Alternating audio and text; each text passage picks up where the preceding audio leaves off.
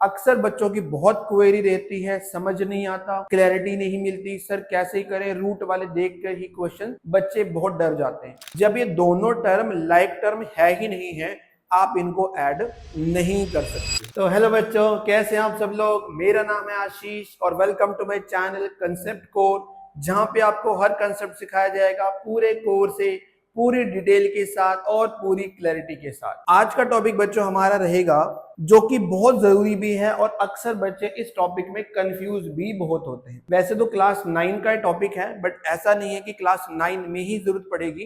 Class 10 में या आगे फर्दर कभी भी आप जब तक मैथ पढ़ोगे, इस टॉपिक की आपको जरूरत जरूर पड़ने वाली है। हम बात कर रहे हैं बच्चों टॉपिक की जहां पे आपके पास कोई रियल नंबर है और उसका स्क्वायर रूट दिया है, यानी रूट में कोई नंबर है और आपने क्या करना है, उनके ऊपर मैथमेटिकल ऑपरेशंस करने हैं। जैसे कि रूट वाले नंबर्स हैं, आपने उनको ऐड करना है। रूट वाले नंबर है, आपने उसको माइनस करना है, सब्ट्रैक्शन करना है। रूट वाले नंबर को मल्टीप्लाई कैसे करना है और डिवाइड कैसे करना है, ये आज हम इस टॉपिक में समझेंगे। अक्सर बच्चों की बहुत क्वेरी रहती है, समझ नहीं आता, क्लैरिटी नहीं मिलती, सर कैसे करें, रूट वाले देख कर ही क्वेश्चन बच्चे बहुत डर जाते हैं। डरने की जरूरत नहीं है बच्चों, कंसेप्ट आपका क्लियर होना चाहिए, अदरवाइज कोई दिक्कत नहीं है। बेसिक सी बातें हैं जो आपको ध्यान में रखनी है और वही बेसिक बातें मैं आज अपने इस टॉपिक में कवर करने वाला हूं। तो ध्यान से सुनिएगा, क्वेश्चंस नोट करते रहिएगा। अलग अलग टाइप के मैं सारे क्वेश्चंस आपके सॉल्व करने वाला हूं, ताकि आपको पता लगे ऐड कैसे करना है, सब्ट्रैक्ट कैसे करना है और आप घबराओ ना उस चीज में। ठीक है बच्चों, तो सबसे पहले शुरू करते हैं हम लोग एडिशन के ऊपर, कि जो रूट वाले नंबर हैं उनको हम लोगों ने ऐड कैसे करना है, फिर बात करेंगे सब्ट्रैक्ट कैसे करना है। तो यहाँ पे मैंने कुछ क्वेश्चन लिखे हैं, इन क्वेश्चंस के आधार पर ही हम अपने क्वेश्चंस को, मतलब अपने इस टॉपिक को कवर करने वाले हैं। सबसे पहले तो आपने एलजेब्रा तो पढ़ रखा है, एलजेब्रा 7th 8th में 6th में एलजेब्रा आ जाता है, जहां पे आपने दो चीजें समझी हैं, एक होती है लाइक टर्म और एक होती है अनलाइक टर्म। लाइक टर्म वो होती है जो बिल्कुल सेम टू सेम हो, यानी उसमें वेरिएबल भी सेम हो और वेरिएबल की पावर भी सेम हो, तब तो बोलते हैं उसको लाइक टर्म। अगर वेरिएबल अलग है या पावर अलग है तो उसको बोलते हैं अनलाइक टर्म। एग्जांपल समझाता हूं। सपोज करो मेरे पास एक नंबर x है और एक नंबर मेरे पास यहाँ पर y है, यहाँ पे दोनों वेरिएबल अलग अलग है, तो मैं कहूंगा ये दोनों टर्म अनलाइक टर्म है। ठीक है। अच्छा, अगर मैं तुम्हें बोलूं एक एक्स स्क्वायर है और एक 2x है, अब यहाँ पे वेरिएबल तो दोनों में सेम है, x दिखाई दे रहा है, बट यहाँ x की पावर कितनी है 2 और यहाँ x की पावर कितनी है 1, तो इनको भी मैं अनलाइक टर्म ही कंसिडर करूंगा। सिमिलरली अगर तुम्हें बोलो मैं 2x है और एक आपके पास -3x है, अब इन दोनों में वेरिएबल x है, तो इन दोनों को मैं क्या बोलने वाला हूं, लाइक टर्म बोलने वाला हूं।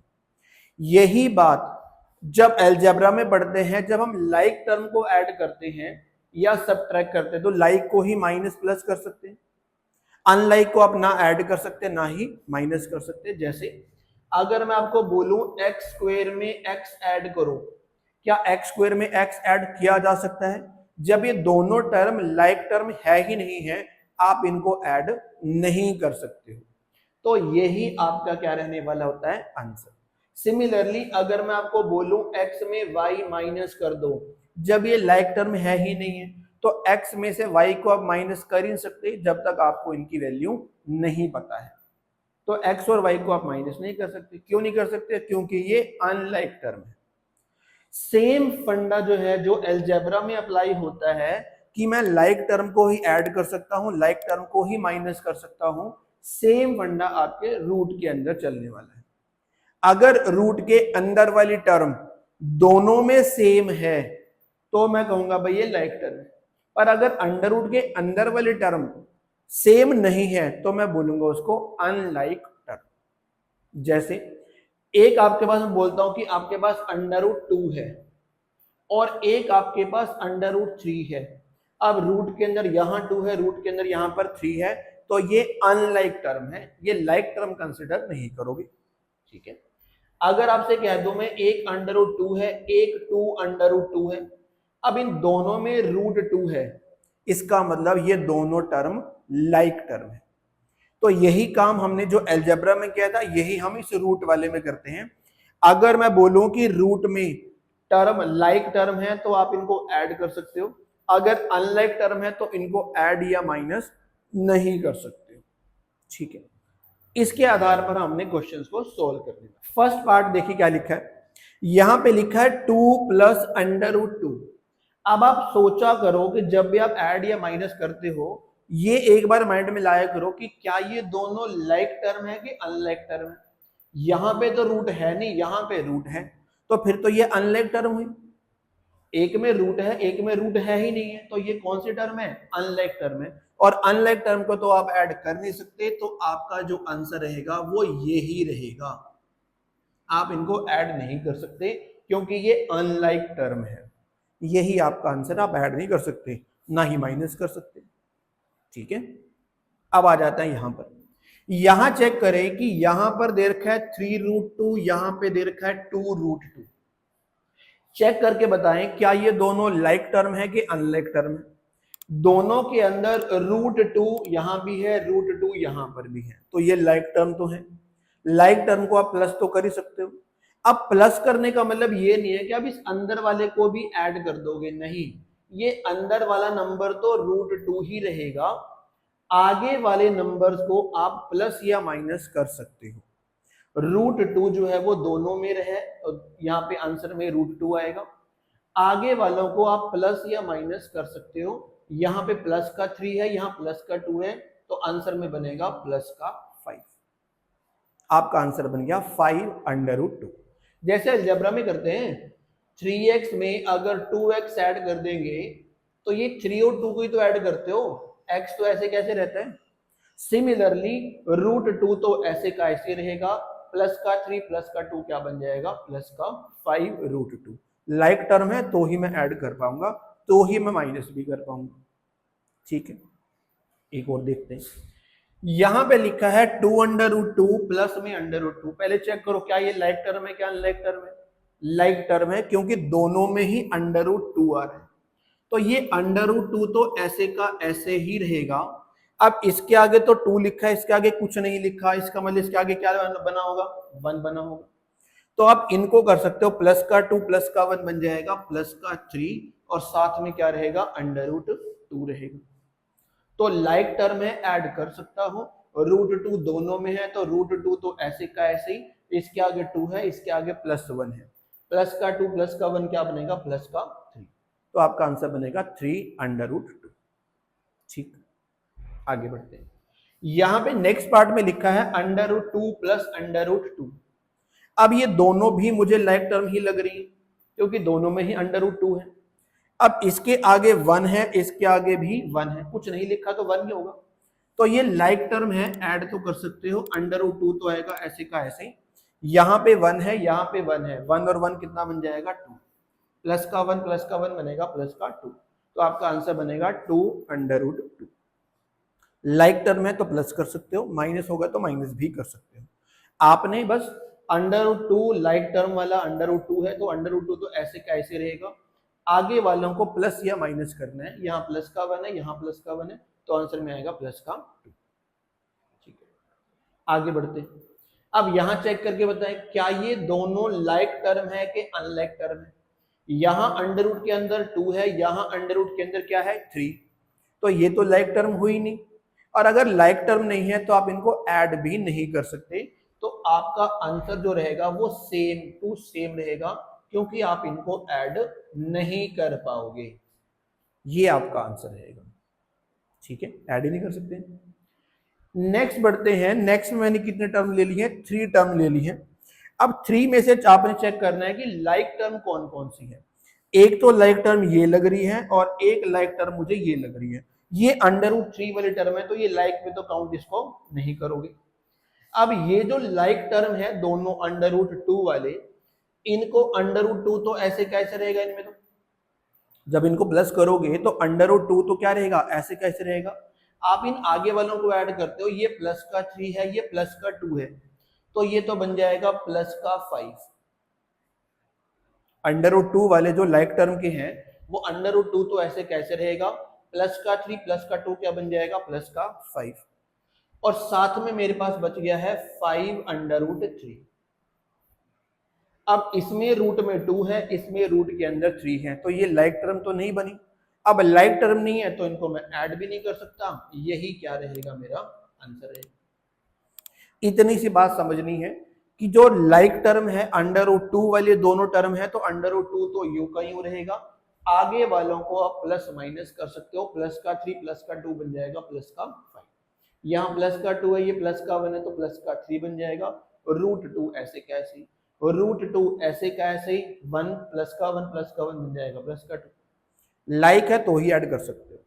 यही बात आपके सब्ट्रैक्शन में चलती है, यहां पे भी आपको लाइक टर्म ही चेक करनी है, अगर लाइक है तो ही माइनस कर पाओगे। अब चेक करें, ये भी √2 वाली टर्म है, ये भी √2 वाली टर्म है, तो इसमें √2 तो ऐसे का ऐसे ही रहेगा। ये प्लस का 3 है, ये माइनस का 2 है, प्लस का 3 माइनस का 2 क्या होता है, प्लस का 1, तो प्लस का 1 लिखना है लिख दो, नहीं तो आप अगर सिंपल √2 भी लिखोगे तो भी चलेगा, पर लाइक टर्म होनी चाहिए तभी माइनस कर पाओगे। यहां बढ़ते हैं, यहां चेक करना पड़ेगा लाइक टर्म है क्या अनलाइक टर्म है। यहां रूट के अंदर क्या है 5, यहां भी रूट के अंदर क्या है 5, तो √5 तो रहेगा एज इट इज रहेगा, लाइक टर्म है तो प्लस माइनस तो कर ही सकते हो, √5 है तो आंसर में भी क्या लिखोगे, √5 तो लिखोगे। ये माइनस का 3 है, ये प्लस का 6 है, माइनस का 3 प्लस का 6 क्या बनेगा, प्लस का 3, तो यहां पे क्या लिख दोगे, प्लस का 3, आंसर आ गया। ऐसे ही नेक्स्ट पार्ट चेक कर लेते हैं, यहां पर 3 है बिना रूट वाली टर्म है, यहां √5 है, यहां 2√3 है, यहां 4√5 है, तो इनमें कौन कौन सी टर्म लाइक दिख रही है, यहां पे √5 है, यहां पर भी √5 है, ये दोनों लाइक टर्म है, और जो ये 3 है ये बिना रूट का है, ये √3 है, तो ये अनलाइक टर्म है, इनका तो आप कुछ नहीं कर सकते, ये तो रहेगा ऐसे का ऐसे, इनका तो कुछ नहीं कर सकते। हाँ, √5 वालों को मैं प्लस माइनस कर सकता हूं, यहां भी √5 है, यहां भी √5 है, तो √5 तो आंसर में लिखोगे ही लिखोगे। आगे वालों को देख लेते हैं, यहां पे कुछ नहीं लिखा हुआ, इसका मतलब यहां पे क्या लिखा होगा 1, तो ये प्लस का 1 है √5 के साथ, और यहाँ √5 के साथ माइनस का 4 है, ये प्लस का 1 ये माइनस का 4, तो ये बन जाएगा माइनस का 3, तो यहां पे लिख दोगे माइनस का 3। तो जो अनलाइक टर्म है उनको तो ऐसे ही छोड़ देंगे, जो लाइक टर्म है उसमें √5 था तो √5 ऐसे कैसे, इसके आगे वाला यहाँ प्लस का 1 है, ये माइनस का 4 है, प्लस का 1 माइनस का 4 क्या बनेगा, माइनस का 3, तो यहाँ पे लिख दिया माइनस का 3 √5। क्लियर है, आगे चलते हैं। इसी तरह का एक क्वेश्चन मैंने और लिखा है, यहाँ पे 2√2 है, यहाँ पे √2 है, यहाँ पे 5√3 है, यहाँ पे 3√3 है, तो ये दोनों लाइक टर्म है और ये दोनों लाइक टर्म है, इनको प्लस माइनस करना है। तो √2 वालों को देख लेते हैं, √2 में तो √2 तो रहेगा, वो तो एज इट इज रहेगा, ऐड या माइनस किसको करना है, सिर्फ आगे वाले नंबर को। यहाँ पे क्या लिखा हुआ है, √2 के साथ 2 लिखा है, यहाँ पे कुछ नहीं लिखा तो क्या लिखा है 1, तो प्लस का 2 है प्लस का 1 है, तो यहाँ तो आ जाएगा प्लस का 3√2।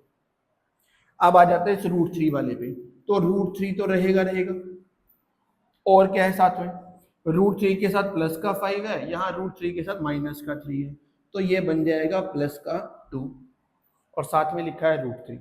अब ये दोनों अनलाइक टर्म बन गई, ये √2 वाली है, ये √3 वाली है, इनको तो ऐड कर नहीं सकते, यही हमारा आंसर। ठीक है, उम्मीद करता हूं कि एडिशन और सब्ट्रैक्शन वाली बात आपको समझ में आ गई है।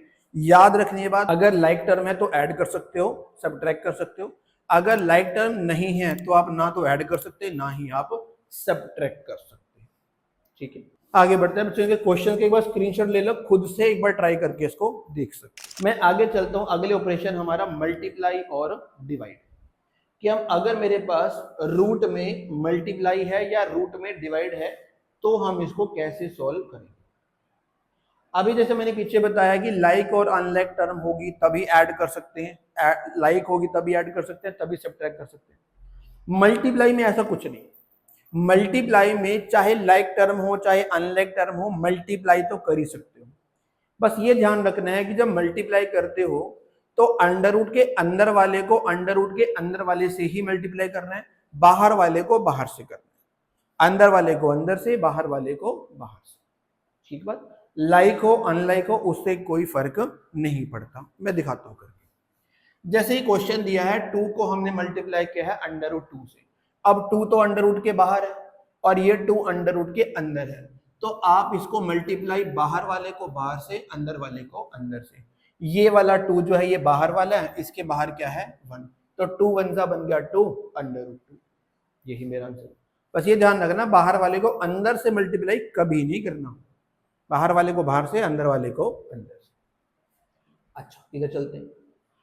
इसमें दे रखा है 3 अंडर रूट 2 को मल्टीप्लाई करना 2 अंडर रूट 2 से, तो बाहर वाले की मल्टीप्लाई बाहर वाले से कर दो और अंदर वाले की मल्टीप्लाई अंदर वाले से कर दो।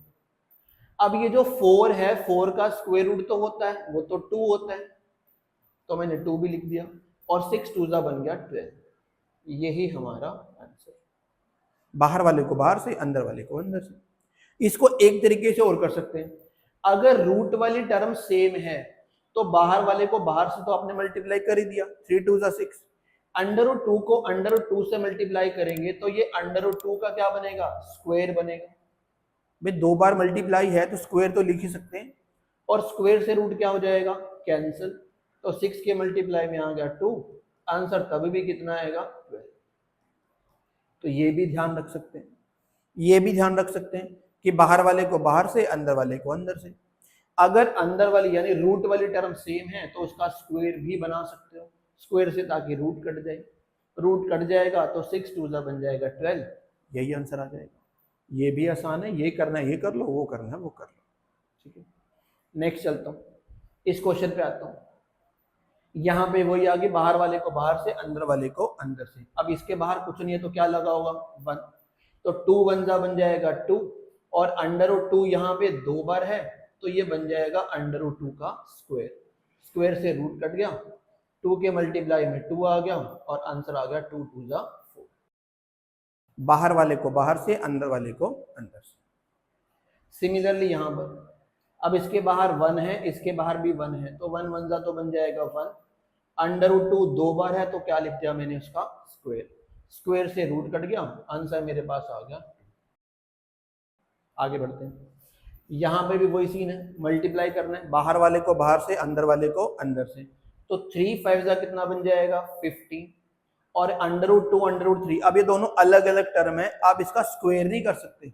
स्क्वायर तो तब कर सकता है जब यहाँ भी रूट 2 होता, यहाँ भी रूट 2 होता। अब मैं बाहर वाले को बाहर से, अंदर वाले को अंदर से मल्टीप्लाई, वही वाला तरीका करना पड़ेगा।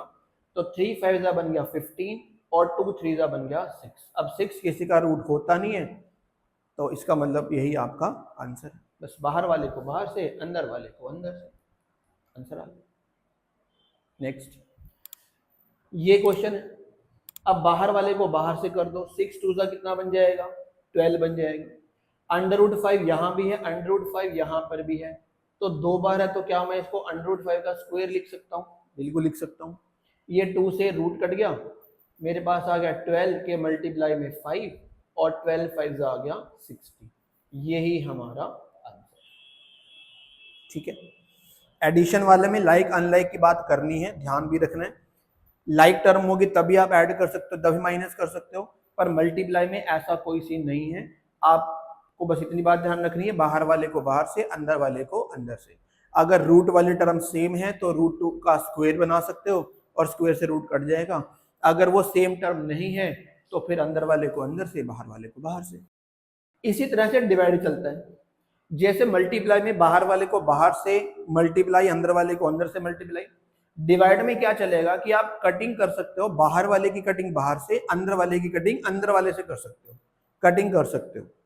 जैसे ये क्वेश्चन, अगर मैं बोलूं बाहर वाले की बाहर से कटिंग कर सकता हूं, 2 के टेबल में 6 कितने पे आता है 3 पे आता है, और ये 5 के टेबल में 15 कितने पे आता है 3 पे आता है, तो मेरे पास आंसर आ गया 3 तो बचेगा बाहर और रूट के अंदर क्या बचेगा 3, तो रूट में कटिंग कर सकते हो। सिमिलरली यहां पर है, ये 3 से 3 क्या हो जाएगा मेरा 1 पे कैंसिल। अब ये कैंसिल नहीं हो रहे, इनको पॉइंट में नहीं चेंज करना, ये कैंसिल नहीं हो रहे तो नहीं हो रहे, तो क्या कर सकते हैं आप, इसको क्या कर सकते हो 5/2 सारे का रूट लिख सकते हो। कॉमन रूट तो कर ही सकते हैं, ऊपर का भी रूट है नीचे का भी रूट है, तो कॉमन पावर तो कर ही सकते हैं। कटिंग होती तो मैं करता, नहीं होती है तो कटिंग नहीं करने की जरूरत है। बाहर वाले की होगी वो मैंने कर दी, अंदर की नहीं हो रही तो मैंने नहीं करी। सिमिलरली यहां पर है, बाहर वाले की बाहर से कटिंग कर सकता हूं, अंदर वाले की अंदर से कटिंग कर सकता हूं।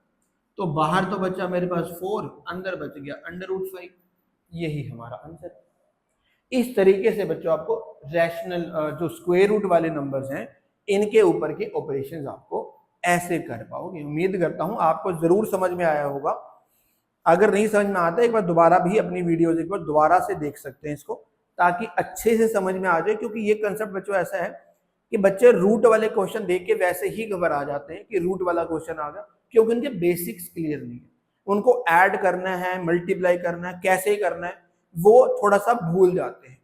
तो अगर थोड़ी सी इन बातों का ध्यान रखोगे, अलजेब्रा की तरह डील करोगे, तो ज्यादा दिक्कत वाली बात इसमें नहीं है और समझ भी आसानी से आ जाएगा। उम्मीद करता हूं ये आपको जरूर समझ में आया होगा। ऐसी वीडियोस के लिए मेरे चैनल को सब्सक्राइब जरूर करें, लाइक जरूर करें, और अगर आपको लगता है कि ये हेल्पफुल वीडियोस हैं, अपने फ्रेंड्स के साथ, क्लासमेट्स, रिलेटिव जो सेम क्लास में पढ़ते हैं उनसे शेयर जरूर करें, ताकि उन तक भी ये हेल्प हो सके। तो मिलते हैं अपनी नेक्स्ट वीडियो में, तब तक के लिए गुड बाय।